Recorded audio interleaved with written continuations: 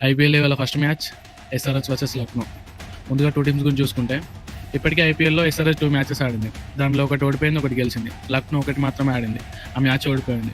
ప్రీవియస్‌గానే SRH ఒక match గెలిచింది కాబట్టి and that two home ground కాబట్టి ఇది ఎస్ఆర్హెచ్ ప్లస్ పాయింట్ అయ్యే అవకాశం అయితే ఉంది. అండ్ ఓవరాల్ స్టార్ట్స్ చూసుకున్నా ఇప్పటికీ 2 టీమ్స్ మధ్య 6 మ్యాచెస్ జరిగితే 4 మ్యాచెస్ లక్నో విన్ అయింది, 2 మ్యాచెస్ అయితే ఎస్ఆర్హెచ్ విన్ అవ్వడం జరిగింది. ఓవరాల్‌గా చూసుకుంటే లక్నో డామినేషన్ అయితే మనం చూడొచ్చు. అండ్ ఇప్పుడు గ్రౌండ్ గురించి మాట్లాడుకుంటే లాస్ట్ 2 ఇయర్స్‌గా అయితే గ్రౌండ్‌లో యావరేజ్ స్కోరేజ్ అయితే 190 ప్లస్ అయితే ఉంది. అండ్ 2 టీమ్స్ మధ్య కూడా మంచి బ్యాటింగ్ లైనప్ ఉంది, మంచి బిగ్ హిట్టర్స్ ఉన్నారు కాబట్టి మనం ఎవరు ఫస్ట్ బ్యాటింగ్ చేసినా ఈజీగా 200 ప్లస్ అయితే ఎక్స్పెక్ట్ చేయొచ్చు.